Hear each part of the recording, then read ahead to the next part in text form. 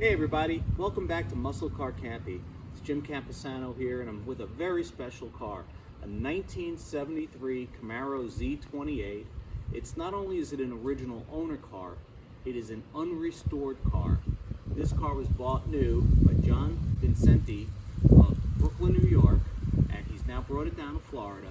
But it's a time capsule. I'm telling you, I've never seen an original Camaro Z28 like this before. The paint is original. Mostly everything under the hood is original except for the power brake booster and the exhaust headers. But the paint is beautiful. It still shines. It has a couple of little kisses in it from life in Brooklyn. But it really is a spectacular car. Let me show you around.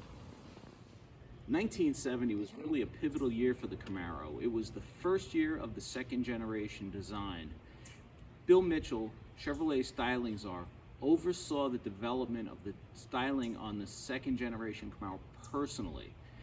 He took that much of an interest in it. He felt like the 67 to 69 car was kind of thrown together and he wasn't really fond of it. Of course, we know how successful the car was, but now he took it a whole step further. He really wanted to make it look like something he could drive in Europe. And a lot of the styling cues were taken from some of the mid to late 60s Ferraris, and this car, I think, came out perfect. There's no bad lines on it anywhere.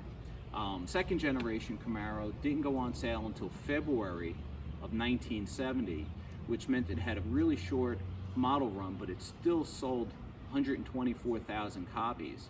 A great year. 71 was good, and in 72 they would be set by labor problems, and they shut the plant down for 117 days because of a UAW strike. Believe it or not, 1,100 Camaros in various unfinished stages were scrapped by General Motors because they had sat on the assembly line. It would have been too expensive to update them for the bumper laws of 1973 and the emissions laws of 1973. So 72 wasn't a banner year for the Z28. Now on the other hand, the 73 Camaro Z28 was a great year. It was a bit of a transition. The car, as we all know, the emission standards started coming in. General Motors had dropped compression on its high performance cars, so they kind of went, the horsepower was down a little bit, but the Z28 engine still put out 245 net horsepower, which is exceptional for that era. The big blocks in the Corvette only made 270 net, so 245 was still pretty good. Now, although the Z28 didn't have the aluminum high-rise intake anymore, that was replaced by a cast iron intake, but it still had decent cylinder heads with 202 intake and 160 exhaust valves, so it ran pretty strong. When CarCraft tested a car just like this one, a 73 Z28 with a 4-speed, it went 1469 at 96 miles an hour.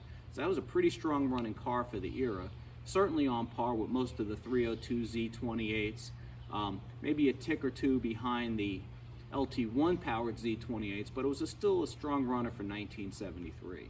Funny story about this car. Originally bought it out of Pennsylvania where his friend was working, but he was going to buy a Vega instead. John's an industrious guy, was always working. He wanted something economical, something he could put some stuff in. He gets out there all the way to Pennsylvania from Brooklyn. Guess what? The Vega's gone. His friend felt sorry for him, so he took him out to the back warehouse and said, "We do have this car here." And imagine going for a Vega and ending up with a 73 Z28. Cool thing, I love the big spoiler. People who love second-gen Camaros argue back and forth. The earlier cars had the lower spoiler. This one actually was a great piece of equipment. It was designed with the Trans Am Racing Series in mind. And the front and rear spoilers actually did create downforce. They actually worked. This wasn't just something that looked good, though it does look great. Pretty sparse option list. Rear defogger, the houndstooth interior. It does, have that beautiful steering wheel. It's got the 4-speed trans, the Z28 option, and frankly, let's be honest, what else do you need? As we were saying earlier, the car is pretty original. You will notice that John put on hooker headers in 1980 to help breathe a little bit better, which the car definitely needed.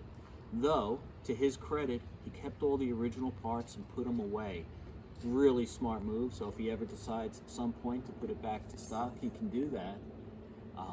He also told me earlier that he painted the engine block with a brush. Said it took him about 2 months to get it all done, but it does look really nice under here. I got to give him a lot of credit for how he's kept this car. The 73 Z28 came with the L82 engine, not the LT1, but it wasn't a bad motor. You know, it was down about 10 horsepower from the year before, and considering that it had a hydraulic lifter cam instead of a solid lifter cam, it had a lower profile intake, it really was nothing too shabby about the way it ran.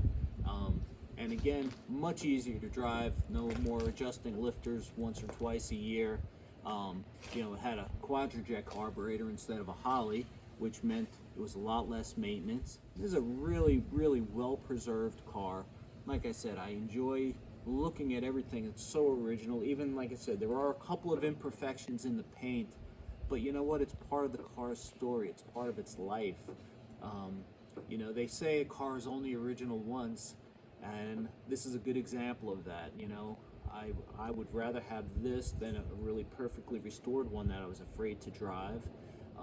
I give John a lot of credit for keeping this car all these years, and I hope he has many, many more years of enjoyment with it. And I hope you'll like and subscribe to Muscle Car Campy, and we'll see you pretty soon with some more videos.